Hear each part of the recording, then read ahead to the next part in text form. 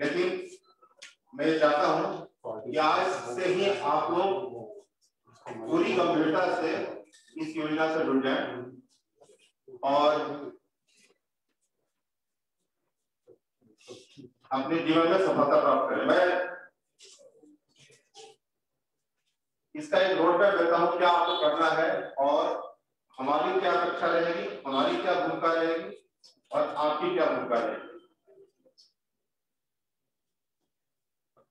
ये देखिए, जो यहाँ पर मेरे ख्याल से IIT जेईई के लोग हैं और अन्य केंद्रों पर अन्य प्रतियोगी परीक्षाओं से जुड़े वाले लोग हैं। सबसे पहले मैं ये बताना चाहूंगा कि जो कॉम्पिटिटिव एग्जाम्स हैं उसमें जो सबसे बड़ा रोल होता है सेल्फ स्टडी का, जो कहते हैं कि खुद का अध्ययन। मैं अपने अनुभव से शुरू करना चाहूंगा। मैं अपना अनुभव इसलिए बताना चाहूंगा कि मैंने दोनों परीक्षाएं पास की हैं, ये जो IIT जेईई की और उसके बाद यूपीएससी की। और यूपीएससी में 2 एग्जाम पास किया है और का भी मैंने एग्जाम में मुझे सफलता मिली है और IAS में सफलता मिली है। तो मैं अपना अनुभव बांटना चाहूंगा शुरुआत में और उसके द्वारा भी मैं आपको बताऊंगा उस अनुभव से आप क्या सीख सकते हैं और कैसे आप अपना भविष्य का जो प्लान है तैयार कर सकते हैं। क्योंकि मेरी स्कूलिंग बहुत ही कोई हाई-फाई स्कूल में नहीं हुई है। नवोदय विद्यालय में हिंदी मीडियम में ही मैं 10th तक पढ़ा हूँ। उसके बाद 11th 12th भी कोई उसके बाद मैं गया जो बिहार का एक शहर है उसके कॉलेज में पढ़ा हूँ। बहुत अच्छा नामी कॉलेज नहीं था और मैंने कोई कोचिंग क्लासेस अटेंड नहीं किया। इसमें जो भी पढ़ाई की मैंने IIT की तैयारी की वो घर पर सेल्फ स्टडी किया।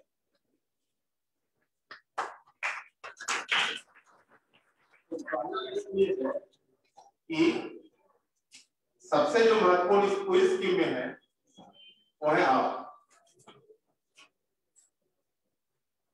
सेल्फ स्टडी से भी आदमी इस प्रतियोगिता परीक्षा में सफलता पा सकता है। ये सिद्ध है क्योंकि मैं उसका उदाहरण, पहली बात। दूसरी बात, मुझे भरोसा था कि मैं इस परीक्षा में सफल होऊंगा शुरू से। इनफैक्ट सिर्फ क्वालिफाई करूंगा इसका नहीं, बल्कि ये भरोसा था कि मैं टॉप करूंगा। टॉप किया नहीं दूसरी बात है, लेकिन मैंने जब परीक्षा तैयार शुरू की मेरा लक्ष्य था कि मैं इसमें टॉप करना है।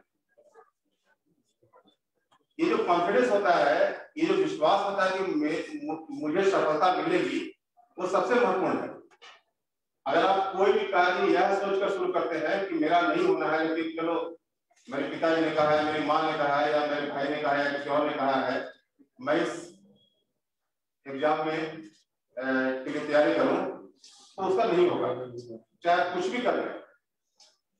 क्योंकि आपकी तैयारी में, आपकी मेहनत में, आपके प्रयासों में वो सिंसियरिटी नहीं रहेगी जो होना चाहिए। तो सबसे पहले आप लोग मुझे ये बताएं जो यहाँ पर मौजूद हैं और जो बाकी जगह पर भी है, कि आप लोगों में से कितने लोग लगता है कि आपका होगा।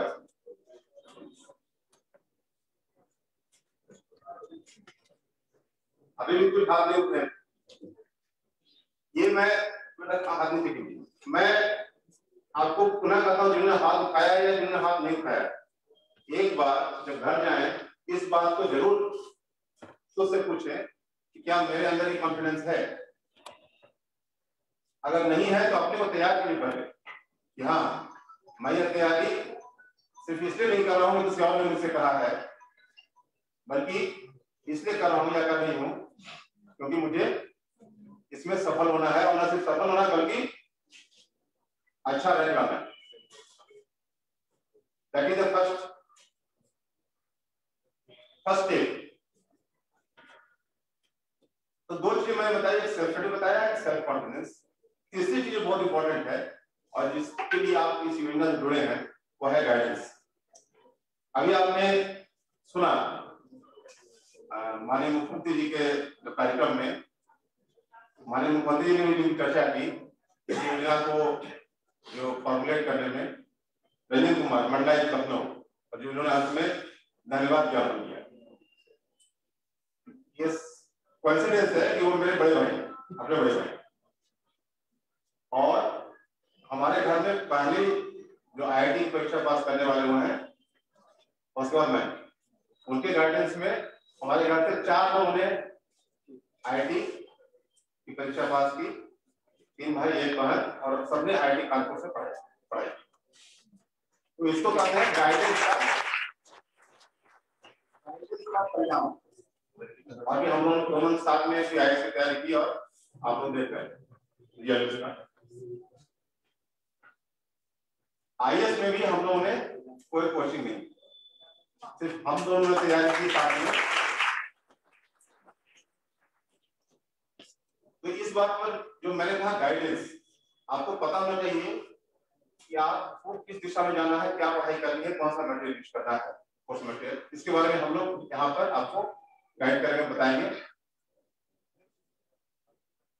और इसी के साथ एक और लेसन इसमें है कि एक कंपनी आपकी जो है तैयारी करने के दौरान एक सर्किल जो कहते हैं होना चाहिए, जिससे कि आप, और सर्किल का मतलब ये नहीं कि आप 50 दोस्त कर लें, 2 भी सफिशिएंट है, लेकिन कभी कभी अकेले तैयारी करने में आप भटक जाते हैं, तो कोई ना कोई एक दोस्त होता है, भाई होता है, जो आपको इसमें पुनः आपको जो दिशा भटकते हैं उसको वापस दिशा पर ले आता है। तो उसके लिए भी हम लोग आपकी सहायता करेंगे। लेकिन मेरा सुझाव होगा कि जब आप लोग तैयारी शुरू कर रहे हैं इस परीक्षा की, तो उसमें अगर लाइक माइंडेड, अगर आपका सर्किल में ऐसे लोग हों जो कि इसकी तैयारी कर रहे हैं, तो आपको इससे सहायता मिलेगी। अब हम लोग स्पेसिफिक जो बात करें तो IIT, क्योंकि आप यहाँ पर मेरे ख्याल से जो जॉइंट जेईई की तैयारी करने वाले होंगे, एडमिट वाले होंगे, यहाँ बैठे होंगे, तो कितने लोग जो है इसमें वो इस फरवरी, मार्च, अप्रैल वाली जो परीक्षा है उसमें अपेयर हो रहे हैं?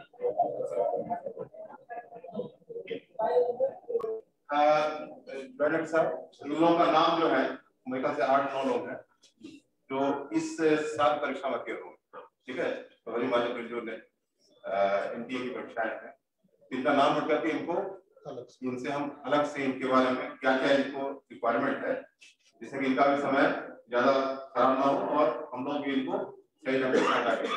ठीक है, 11th क्लास वाले कितने हैं इसमें? और 12th क्लास जो पास कर चुके हैं,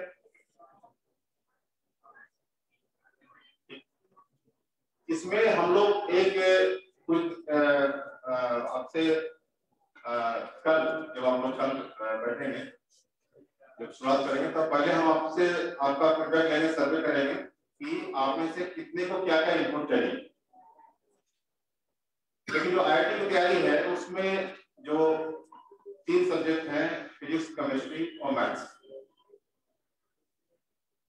इसमें कोई आवश्यक नहीं है कि हर बच्चा तीनों में महारत हासिल करे। जब हम लोग एग्जाम की बात कर रहे हैं तो we should also have strategy ना, एक बड़ी जंग पता करनी है तो एक स्ट्रेटजी होना आवश्यक है। तो किसी का फिजिक्स बहुत अच्छा होता है, किसी का मैथ्स बहुत अच्छा होता है, और कोई बहुत केमिस्ट्री बहुत अच्छा नंबर आता है। ये परीक्षा इस तरह की है, अगर आप कोई भी 2 सब्जेक्ट अच्छा कर लेंगे तो आप इसमें सफलता प्राप्त करेंगे। तीनों सब्जेक्ट में महारत हो बहुत अच्छा है, लेकिन अमूमन ऐसा होता नहीं। जब हम आपसे फीडबैक लेंगे तो कृपया आप ये बताइएगा किस सब्जेक्ट में आपको इनपुट्स क्या होता है, क्योंकि आपने 12th कर रखी है कई लोगों ने, तो निश्चित रूप से आपके कुछ टॉपिक्स आपके अच्छे होंगे, जिसमें आप, अगर हम आपको फिर से ABCD से पढ़ाना शुरू करें शायद आपका समय खराब हो। जो बिल्कुल शुरुआत से करना चाहते हैं उनके लिए भी हम लोग बिल्कुल जो पूरा कोर्स मटेरियल है शुरुआत से शुरू कराना चाहेंगे। जैसे आप लोगों में से कई लोगों ने हेल्थ है 12th में, कई लोगों ने कहा कि इस साल परीक्षा देने वाले हैं, तो कुछ प्रश्न भी मैं आपसे जस्ट जानने के लिए कि क्या आप लोगों का स्तर रहा है पढ़ाई का। कितने लोगों को वेक्टर के बारे में पता है? वेक्टर्स, वेक्टर्स अगर 12th करने वाले लगभग 70% लोगों ने हाथ उठाया था और वेक्टर्स में 5 लोग उठा रहे हैं। अगर आपको साइंस पढ़ना है, फिजिक्स पढ़ना है, तो बिना वेक्टर्स के आपको नहीं आता है, कुछ भी नहीं आता। अगर इट्स प्लेन। Thank you. ये जो देखिए यहाँ पर हम लोग आए हैं तो सफल होने के लिए, है ना? तो सफल होने के लिए हम लोग कुछ कुछ कड़ी बातें भी करनी पड़ेगी। अगर कोई चीज हमें नहीं आती है तो हमें ये मानना पड़ेगा, एडमिट करना पड़ेगा कि हमें नहीं आती, क्योंकि हम अगर अपनी कमियों को एडमिट नहीं करेंगे तो उसको सुधार नहीं सकते। कई बार हम लोग दूसरों के सामने बताते हैं कि हम ये आता है वो आता है, लेकिन हम खुद से जानते हैं कि हमें वो नहीं आता। साइंस जो है, चाहे वो फिजिक्स हो, केमिस्ट्री हो, मैथ्स भी हो, कॉन्सेप्ट इज इंपॉर्टेंट। जैसे आपका ये हाथ है, आप बिना इसको देख कहते हैं कि हाथ मुट्ठी बांधो तो मुट्ठी बन जाती है, कहते हैं मुट्ठी खोलो तो मुट्ठी खुल जाती है। ऐसे ही आपको सब्जेक्ट होने चाहिए, कॉन्सेप्ट्स। कॉन्सेप्ट्स का अर्थ ये होता है कि आप चाहे 10 साल बीत जाए या 20 साल बीत जाए, वो कभी भूलता नहीं। आईटी तैयारी की थी कब? 94 में, 16, और अब है 21 साल, है ना? तो कितना हो गया? तो 27 साल। 27 साल हो गए, फिर भी जो उसमें 94 में पढ़ा था वो भूला नहीं। तो ऐसे कॉन्सेप्ट आपको मजबूत करने पड़ेंगे जिससे कि आप भविष्य में आपको like back of your hand ये सारे सब्जेक्ट आपके पास आए। एक चीज और मैं मेंशन करना चाहूंगा, क्योंकि एक कॉम्बिनेशन जो है आईआईटी में पढ़ा हुआ व्यक्ति और आईएएस में गया, ये प्रश्न कई बार उठता है। आप लोगों के लिए रेलेवेंट इसलिए है कि क्योंकि ये आईआईटी की एक चिड़ी है, आपको जो इस देश में समाज में योगदान देने के लिए आप अपने को तैयार करें, जो बिगर रोल होता है।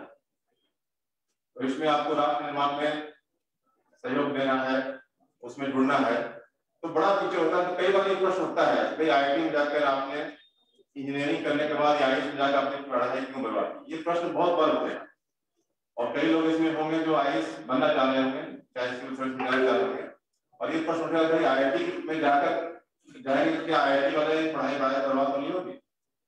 कई लोग तो ये भी कहते हैं कि आपने सब्सिडाइज एजुकेशन प्राप्त किया आईआईटी में और उसको आपने देश को चुना लगाया, आप आईएएस में आ गए।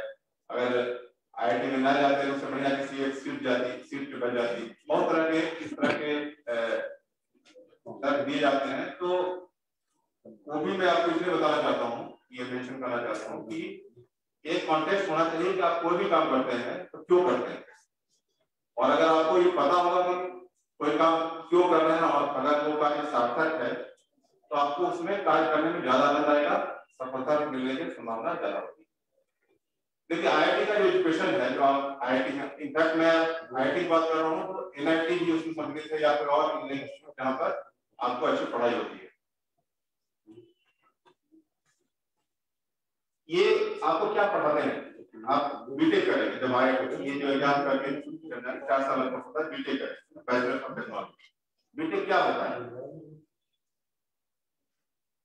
आप संविधान की बात करें तो हमारे संविधान में एक हमारा कर्तव्य में लिखा हुआ है, फंडामेंटल जो आर्टिकल 51 है, पढ़ना आपने बहुत ही अच्छा लगेगा आपको। उसमें ये कहा गया है कि हमारा कर्तव्य है होना चाहिए कि हम अपने अंदर साइंटिफिक रीजनिंग डेवलप करें। और आप देखोगे देश में कई समस्याएं ऐसी हैं जो सिर्फ इसलिए पैदा हो रही है कि लोग मुद्दे समझते नहीं।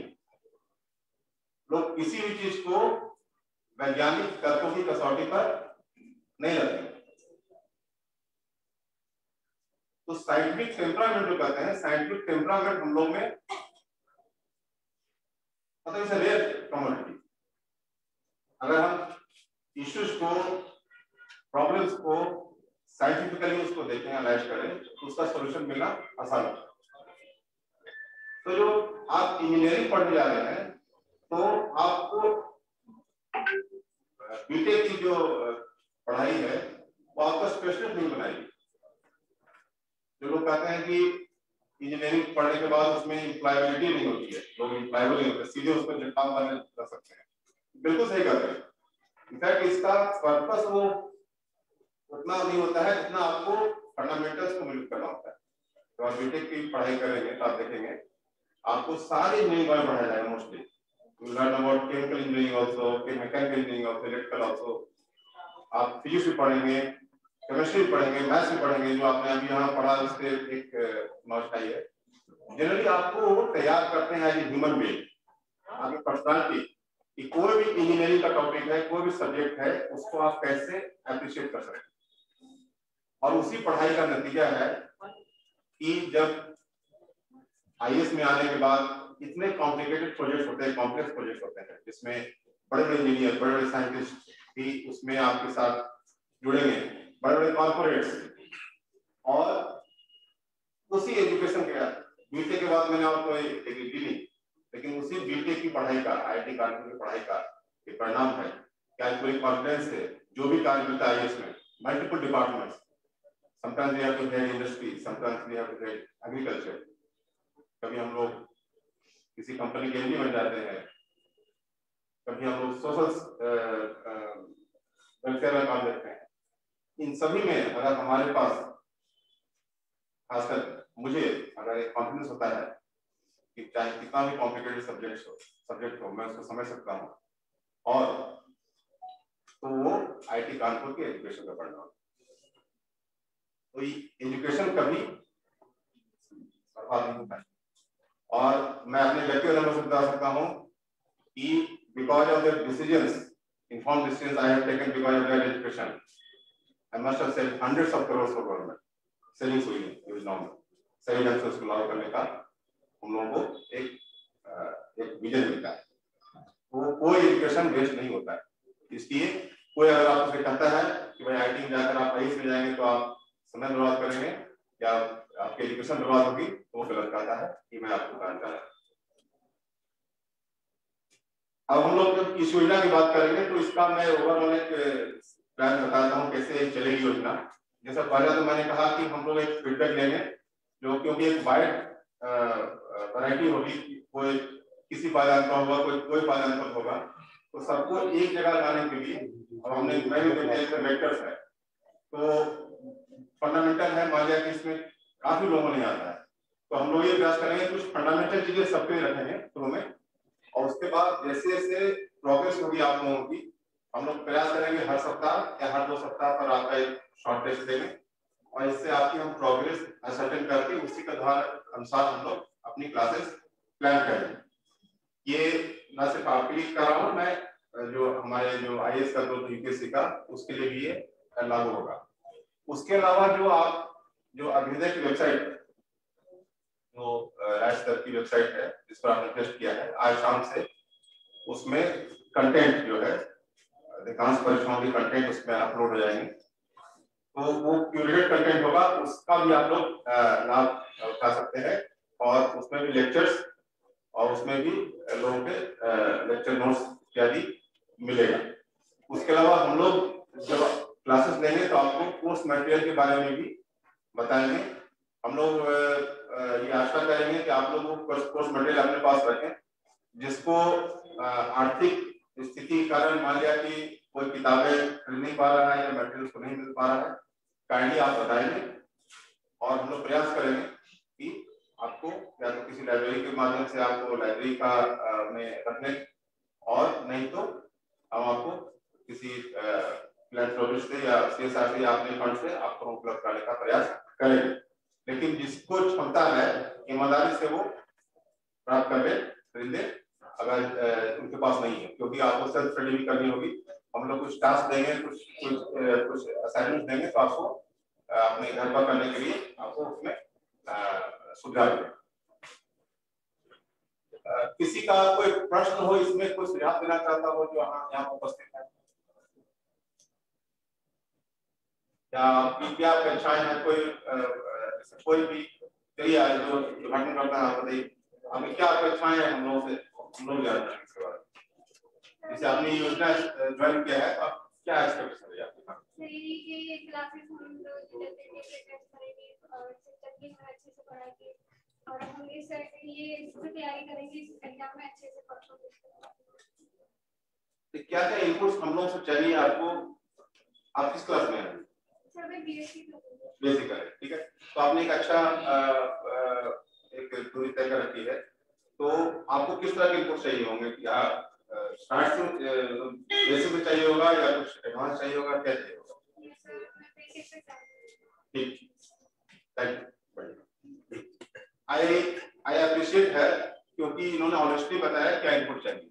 मैं आप लोग सभी से अनुरोध करूंगा कि जहां भी आपको लगता है कि जहां पर आपके कॉन्सेप्ट वीक है, तो kindly tell that, so that हम लोग उसी तरह से अपने क्लासेस स्टार्ट करें।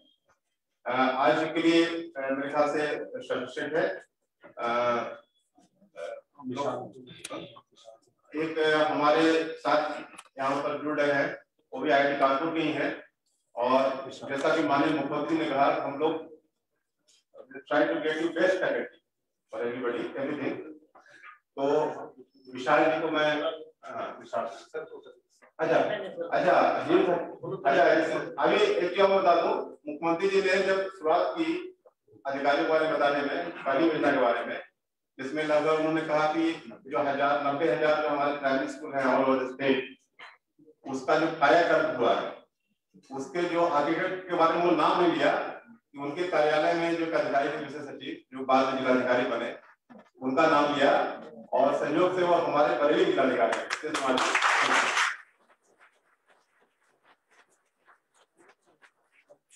पहले आप अकेले और क्या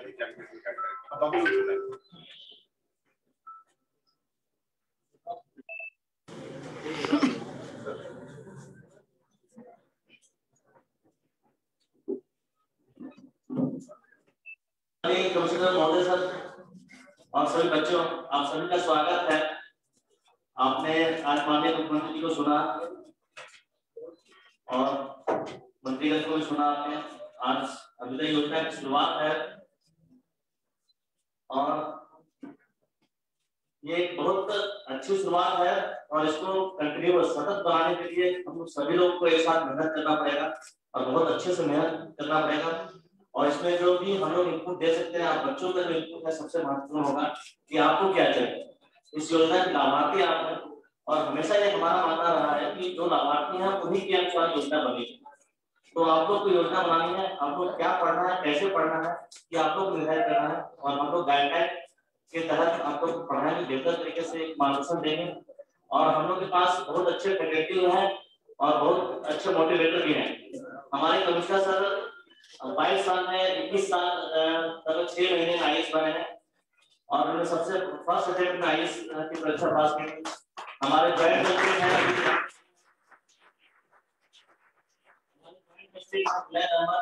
वो थर्ड रैंकर है, यूपीएससी के थर्ड रैंकर है। ऐसे हमारे सीनियर भी हैं, लगभग 26 रैंक है उनका भी। सभी बहुत अच्छे हैं और बहुत अच्छे से आप लोग को मार्गदर्शन करेंगे। और हम लोग की स्टडी मटेरियल आप लोग का रेगुलर रूप से हो, इसके लिए हम लोग फैकल्टी भी लेते हैं जो बेहतर तरीके से आप लोग मार्गदर्शन करें। और सबसे महत्वपूर्ण है कि आप लोग को चयन करना होगा कौन सी परीक्षा की तैयारी करना चाह रहे हैं, आप लोग किस माध्यम से करना चाह रहे हैं, कौन सा सब्जेक्ट रखना चाह रहे हैं, ये बहुत महत्वपूर्ण है, बेसिक चीज है। और किन स्थितियों में आप जो सब्जेक्ट का चयन करना चाह रहे हैं, परीक्षाओं का चयन करना चाह रहे हैं, ये किस आधार पर करना चाह रहे हैं, ये बहुत महत्वपूर्ण है। तो वास्तविक रूप से आप करना चाह रहे हैं कि एक आकर्षक जो बहुत होता है उसके करना चाह रहे हैं, उसका हम लोग पूरा एक वर्कशॉप करेंगे सर, इसमें हम लोग पूरा काम कर रहे हैं कैसे कौन सब्जेक्ट होगा और कितने बच्चे हर एक सब्जेक्ट के होंगे, कितने medium, Hindi medium, English medium से सब्जेक्ट्स कौन-कौन ऑप्ट करना चाहते हैं। और कुछ आप लोग तो इंजीनियरिंग के भी हैं, इंजीनियरिंग में कौन सा सब्जेक्ट आपको उसमें आप लोग अच्छा महसूस नहीं करते हैं, कैसे हम लोग करेंगे, एक फैकल्टी हम लोग तैयार करेंगे और आपके इनपुट्स काफी महत्वपूर्ण रहेंगे। जैसा कि आपने जो स्पीच सुना होगा, एससी वर्मा जो फिजिक्स के बहुत विद्वान है, बड़े, हम लोग उनकी किताबें पढ़े हैं, उन्होंने कहा कि आत्मनिर्भर, बहुत उन्होंने अच्छा एक्सप्लेन किया कि स्टडी में भी आत्मनिर्भर होना होगा, क्योंकि शब्द का ज्ञान, अक्षर का ज्ञान, वाक्य संरचना का ज्ञान हम लोग जानते हैं, सभी जानते हैं जो यहाँ पे हैं। और ये प्राथमिक स्कूल में सबसे महत्वपूर्ण है कि हम लोग शब्दों को जानते हैं, वाक्य संरचना जानते हैं, हम लोग आगे बढ़ना जानते हैं, पढ़ना जानते हैं। और जब तक हम अपने शिक्षकों से प्रश्न पूछना नहीं जानते और शिक्षक हमारे प्रश्न का उत्तर नहीं दे पाते, मैं हमेशा ये कहता हूँ कि आपके प्रश्न का उत्तर अगर शिक्षक नहीं दे पाते तब शिक्षक सफल है, ये बहुत जरूरी है। आप मतलब कि हमारे बच्चे इतने अच्छे प्रश्न पूछने लगे और उन्हें प्रश्न पूछने में हिचकिचाहट नहीं हो रही है, इसका मतलब हमारे जो पूरा शिक्षक वर्ग है बहुत बेहतर तरीके से अपने बच्चों को मार्गदर्शन कर रहा है। ये आपको सुनने में थोड़ा अलग लग रहा होगा, लेकिन ये बहुत जरूरी है कि हम लोग एक मित्रों तरीके से व्यवहार करें, हमारा शिक्षक वर्ग और विद्यार्थी।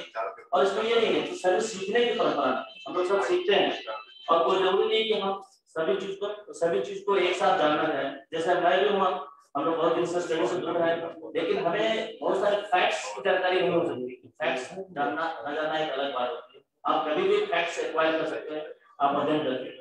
लेकिन मेरा हमेशा ये कहना है कि आप कॉन्सेप्ट बनाएं, किसी विषय वस्तु का हो, चाहे वो फिजिक्स हो, केमिस्ट्री हो, चाहे आपका इतिहास हो, एक कॉन्सेप्ट, बेसिक कॉन्सेप्ट बनाना बहुत जरूरी है। इसके बारे में हम बताएंगे कैसे बेसिक कॉन्सेप्ट बनाया जाता है। और जब तक आप बेसिक कॉन्सेप्ट नहीं बनाते आप कभी भी अच्छा नहीं। जैसे किसी भवन की नींव होती है, वही बेसिक कॉन्सेप्ट आपकी स्टडी की नींव है। आपके हर एक विषय वस्तु के लिए बेसिक कॉन्सेप्ट बहुत जरूरी है और आप फोकस करना होगा। देखिए कई बच्चे बहुत कम पढ़ते हैं और बहुत अच्छा करते हैं, कई है कि बहुत घंटे पढ़ते हैं, हमें घंटों पर ध्यान नहीं देता है। आप अगर घंटों पर ध्यान देंगे, आप बहुत सारी किताबें पढ़ने पर ध्यान देंगे, मैं बहुत ज्यादा किताबें पढ़ के चीजों को संश्लेषित नहीं कर पाएंगे तो आप अच्छा नहीं कर पाएंगे। इसलिए बहुत जरूरी है कि आप कॉन्सेप्ट बनाएं, कॉन्सेप्ट को संश्लेषित करें, आप सब्जेक्ट को संश्लेषित करें कि किस तरीके से आप पढ़ेंगे। आप चीजों को पढ़ने में समय ले सकते हैं, वो जरूरी नहीं कि आप एक विषय वस्तु के 10 किताबें पढ़ें। अगर एक विषय वस्तु की एक टॉपिक्स को एक किताब से पढ़ते हैं, अगर बेहतर तरीके से समझते हैं तो आप अच्छा कॉन्सेप्ट बनाते हैं और एक बार अच्छा कॉन्सेप्ट बनता है तो आप आगे बढ़ सकते हैं। सबसे बड़ा महत्वपूर्ण है, इसलिए आप देखते हैं कई लोग बोलते हैं कि बच्चे बहुत स्मार्ट है, तो स्मार्ट वही बच्चा होगा जो बेसिक कॉन्सेप्ट बनाए। बेसिक कॉन्सेप्ट आपने देखा होगा, आप लोग याद रखते हैं कि बेसिक कॉन्सेप्ट अच्छा होगा तो आप अच्छा काम कर सकते हैं, अच्छा बढ़। और बाकी हम लोग बहुत डिटेल में वर्कशॉप करेंगे, कैसा करेंगे। और मैं ये कहूँगा कि हमारे शिक्षक भी और आप लोग सीखने की परंपरा को हम लोग आगे बढ़ाएंगे और एडमिनिस्ट्रेशन भी और फैकल्टी भी, बरेली कॉलेज, बरेली बुंदेलखंड और जीआईसी, जीआईसी सब बहुत मेहनत से करेंगे काम। और आपको मैं बताना चाहूंगा कि हम लोग ने यहाँ पे GIC, GIC, Maulana Azad inter college में ऐसे 100 स्मार्ट क्लास, स्मार्ट सिटी बन रहे हैं और हम लोग पूरे जनपद में लगभग 600 स्मार्ट क्लास प्राइमरी और प्राइवेट स्कूल में हम लोग शुरू कर दिया। हम लोग जो गवर्नमेंट सिस्टम में जो पढ़ाई की व्यवस्था थी उसको बहुत बेहतर तरीके से हम लोग करेंगे और इसके आप लोग को आगे आना होगा, आप लोग बेहतर तरीके से करेंगे। जो व्यवस्था है जो टूटी थी उसको बहुत बेहतर तरीके से किया जाएगा। कोरोना काल में बहुत सारी चीज प्रभावित हो गए थे, उसको पुनः हम लोग संगठित करके बेहतर करने का प्रयास करते हैं। आप लोग अलग अलग क्षेत्रों से, अलग अलग स्कूल से आए होंगे बच्चे, लेकिन हम लोग प्रयास करेंगे कि बहुत बेहतर करेंगे और सभी की सहभागिता से बेहतर करेंगे। और हम लोग फिर डिटेल वर्कशॉप बाद में कल आयोजित करेंगे। अभी हमारे आईआईटी के विशाल है, वो बताएंगे आप लोग को आईआईटी के बारे में।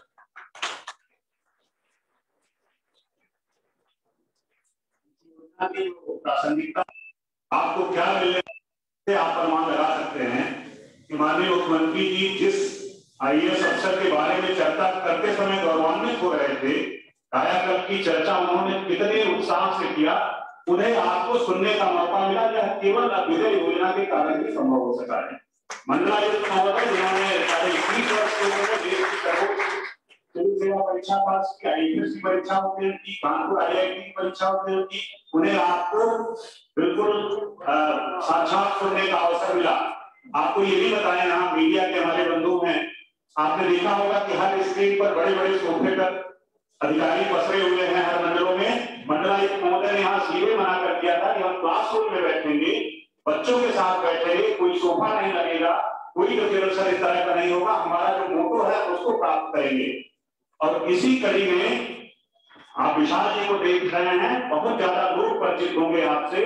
मेडिक कोचिंग का नाम आपने सुना होगा, उसके शर्वे शर्मा है, कानपुर IIT से ही आप इलेक्ट्रिकल इंजीनियरिंग स्नातक हैं, उन्हें आपको पूरा मार्गदर्शन मिलेगा। हमारे रियल मेंटर हैं, इन्हीं IIT JEE नीट का जो हमारा ये कंपोनेंट है वो पूरी की पूरा जो आर्किटेक्ट है उसके लिए विशाल जी हैं, ये आपको मार्गदर्शन देंगे और निश्चित रूप से आप उससे लाभान्वित होंगे और इस योजना की जो असली संकल्पना है उसको पूरा करने में सहायक होंगे।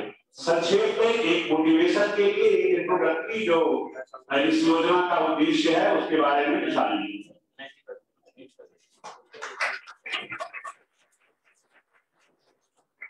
हेलो स्टूडेंट, हम लोग आज जो है IIT JEE और नीट जो है ये दोनों जो कॉम्पिटिशन होते हैं इनके बारे में संक्षेप में बात करेंगे, ठीक है?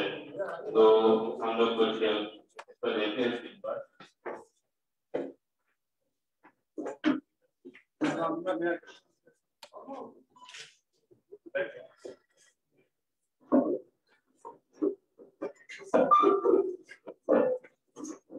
हमारा जो मकसद है वो ये है कि JEE मेन जो एग्जाम है और नीट जो एग्जाम है इसकी प्रिपरेशन करें और अच्छे से प्रिपरेशन करके फिर एग्जाम को निकालें, जिनमें अच्छी रैंक से सेलेक्ट हों, ठीक है? तो दैट कल को हम लोग अच्छे कॉलेजेस में पढ़ने के लिए जाएं। नहीं छोड़ो ना, अच्छा और भी लोग जुड़े क्या? नहीं उसमें का गलती कौन सी है? प्रोग्राम जुड़ गया है यहां की प्रोग्राम में यहां ऐसा जुड़े करने के बाद भाई नोट नहीं खत्म हो गया इसी से पढ़ा इसी से जी। तो ये पहले हम लोग JEE मेन के बारे में बात करेंगे थोड़ी सी शॉर्ट में।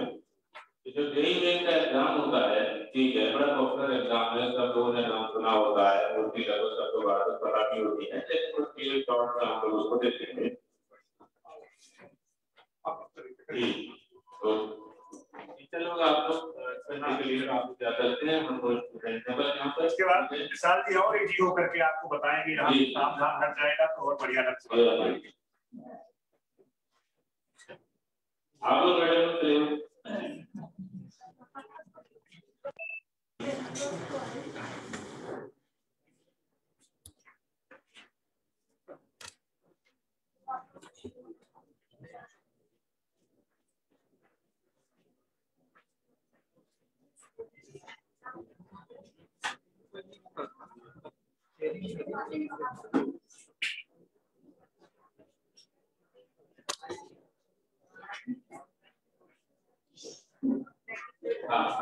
जो स्टूडेंट बहुत पीछे बैठे हैं जाते हैं क्या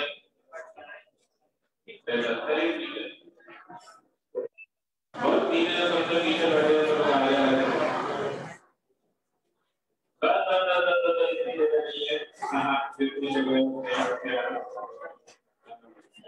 नहीं है। हाँ बिल्कुल गलत तो बोला सकते हैं, गलत आ जाएंगे 3 दिन बैठ जाएंगी तो दिक्कत होगी। गलत जो सबसे पीछे में आ गए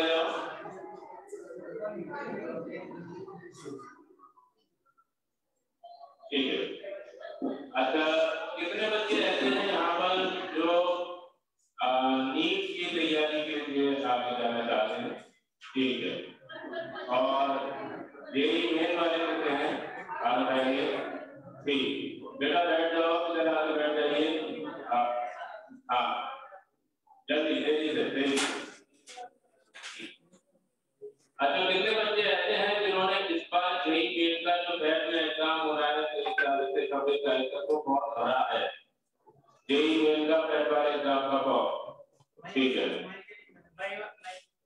ठीक है। अगर बैच वाला एग्जाम कितने लोग देने बच्चे जाना चाहते हैं अभी, ठीक है ठीक। तो ये हम लेकर से बात करते हैं हम बस JEE मेन के एग्जाम के बारे में। ये पैटर्न ऑफ एग्जाम सबसे पहले सबसे हमारे पास फिजिक्स, केमिस्ट्री और मैथमेटिक्स।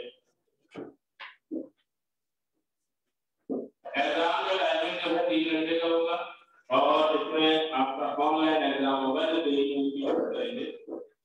25 क्वेश्चन पर सब्जेक्ट, फिजिक्स के 25 क्वेश्चन, केमिस्ट्री के 25 क्वेश्चन, मैथ के भी 25 क्वेश्चन। अब तो किसी एक सब्जेक्ट में 25 क्वेश्चन जिसमें सिंगल ऑप्शन करेक्ट होगा। 4 ऑप्शन दिए होंगे उसमें से कोई एक ऑप्शन भी सही होगा।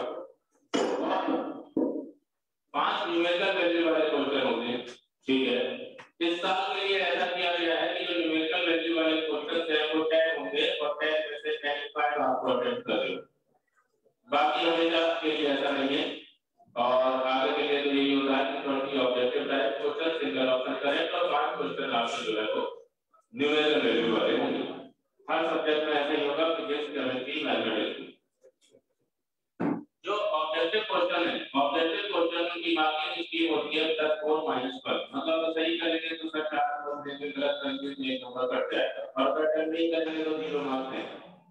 जो न्यूमेरिकल वाले क्वेश्चन होते हैं उनमें नेगेटिव मार्किंग नहीं होगी, उनमें सही करने पर 4 नंबर और गलत करने पर या छोड़ देने पर कोई मार्क्स उसमें कटते नहीं है। टोटल आपके 75 क्वेश्चन होंगे जो जेईई के एग्जाम में आपको अटेम्प्ट करने होंगे।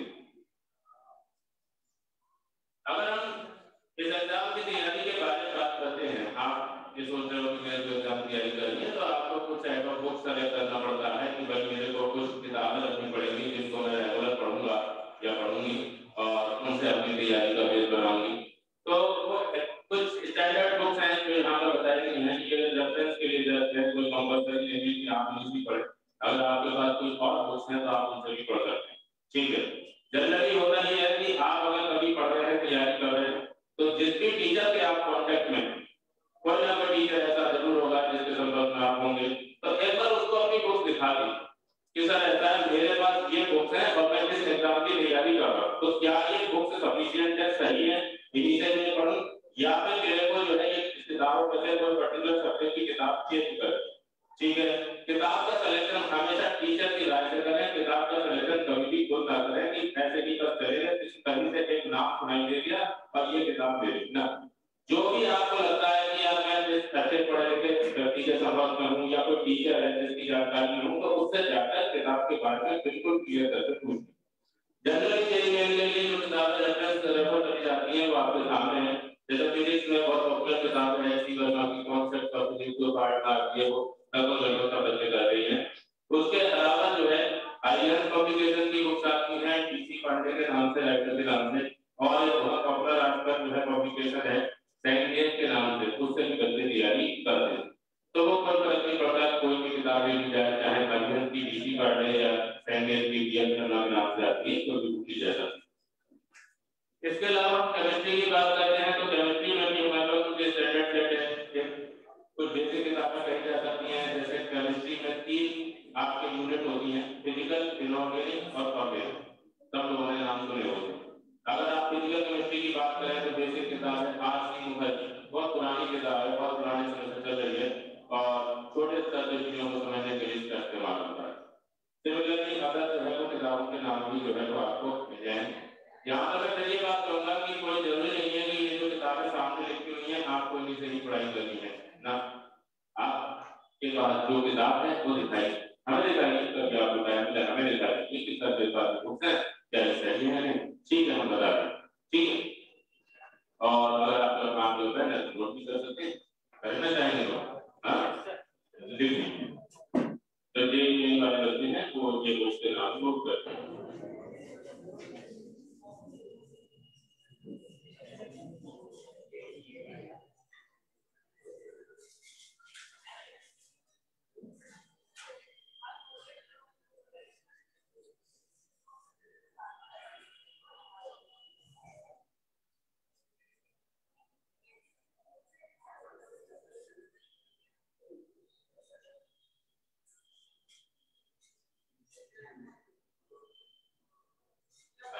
कुछ लोगों को दिखाई नहीं दे रहा होगा, मुझे लगता है बहुत दूर उधर पीछे नहीं दिखाई दे रहा है।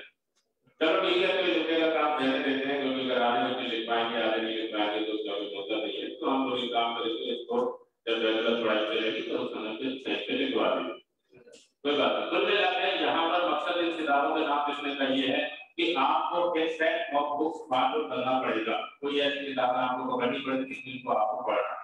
सिर्फ कोचिंग को टीचर आपको उतना नहीं सिखा सकता जितना किताबें आपको सिखाती है, ठीक है। तो बुक्स पे तो भरोसा करना ही पड़ेगा, कोचिंग पे या टीचर पे भरोसा करना होता है, लेकिन उससे ज्यादा खुद पर और अपनी किताबों पर भरोसा करना होता है। आप अगर आप कर करके ये सोचोगे छोटी से पढ़ा रहा है, मैं इस जगह पढ़ रहा हूँ तो मेरा काम बहुत बढ़िया चल रहा है। नहीं बेटा क्या बात है भाई, अरे गर्ल सीट के लिए बहुत लड़ाई करती है, जहाँ पे बैठे यहाँ बैठे बड़ा पुराना है, स्टैंड अभी का नहीं 50 साल से चलता है, ठीक है, कोई बात नहीं, मौका लगे, ठीक है। चलो तो ये बात जो कह रहा था ये भाई ध्यान रखना, ठीक है। कोई टीचर कोई कोचे वो रोल होता है उनका, लेकिन सबसे बड़ा रोल आपका खुद का है, सबसे पहले खुद को रेडी हम क्या करें, ठीक है। फिर हम आगे बात करते हैं, जैसे मैथमेटिक्स के लिए भी बुक कर रहे हैं। अब आते हैं मोटे तौर पे प्रिपरेशन की स्ट्रेटजी क्या होनी चाहिए। अब ये जो है स्ट्रेटजी जो है ये सभी लोगों के लिए कॉमन होनी चाहिए, चाहे पर्सन नीट का एग्जाम दे रहा हो या पर्सन नीट की तैयारी कर रहा हो, जैसे एंट्रेंस मेडिकल एंट्रेंस किसी की तैयारी करोगे, एक तुमको मोटे तौर पर अपना प्लान ऑफ एक्शन बनाना पड़ेगा कि यार मुझे किस तरीके से काम करना है। छोटे स्तर पर तो एक टॉपिक आपको पढ़ना होता ही है, लेकिन मोटे तौर पर भी पिक्चर बनानी पड़ती है कि मेरे को ओवरऑल अपनी तैयारी जो है वो कैसे करनी है, ठीक है। जब तक वो पिक्चर बना के नहीं चलोगे, बड़े स्तर पर जब तक डिजाइनिंग नहीं करोगे, छोटे स्तर पर काम करने का बेनिफिट नहीं मिलेगा, समझे। तो बड़े स्तर की जो डिजाइनिंग है वो ये नहीं है आपके साथ, ये है 4 लाइन की बात, लेकिन इसमें अंदर छोटे स्तर पर बाद में आपको वर्किंग करनी पड़ती है। क्या है यहाँ पर वो देखते हैं। सबसे पहले है सिलेबस।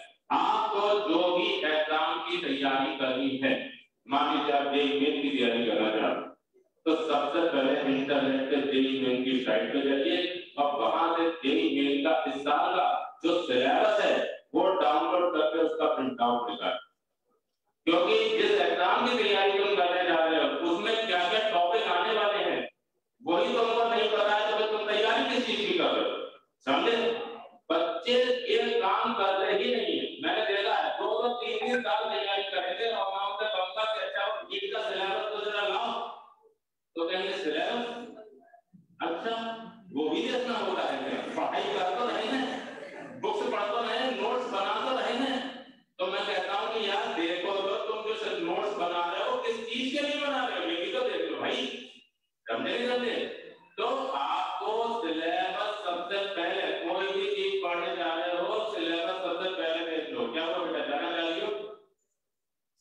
रही हो तो जाओ से पीछे जल्दी से, ठीक है। तो सिलेबस जो है उसका सबसे पहले प्रिंट आउट आपके पास होना चाहिए, ठीक है। फिर उसके बाद आपको करना क्या है, उसमें डिटेल लिखी हुई है, बट आगे क्या करना होता है वो समझो। आप डेली के हिसाब से पढ़ाई करोगे, आज फिजिक्स का कोई टॉपिक पढ़ोगे, आज केमिस्ट्री का कोई टॉपिक पढ़ोगे, मैथ्स का, बायोलॉजी का कोई भी, तो जो भी तुम्हारे पास सिलेबस है उसमें आपको अंडरलाइन करते हुए जाना है कि आज मैंने ये भी पढ़ ली, अंडरलाइन कर लिया, फिर ये पढ़ लिया तो चाहे अंडरलाइन कर लो चाहे हाईलाइट कर लो, जैसे चाहो वैसे कर लो, लेकिन सिलेबस की मार्किंग डेली बेसिस पर बहुत ज्यादा जरूरी है, समझे। उससे क्या होता है कि आप थोड़ा सा टाइम जब बिता लेते हैं, मान लीजिए आपको एक महीना हो गया तैयारी करते करते, तो आप उसके बाद फिर देख पाते हैं मेरी प्रोग्रेस क्या है, ओवरऑल इतने सिलेबस में से कितना पार्ट में कवर कर चुका हूँ, कितना पार्ट मैंने अभी छुआ भी नहीं, समझे।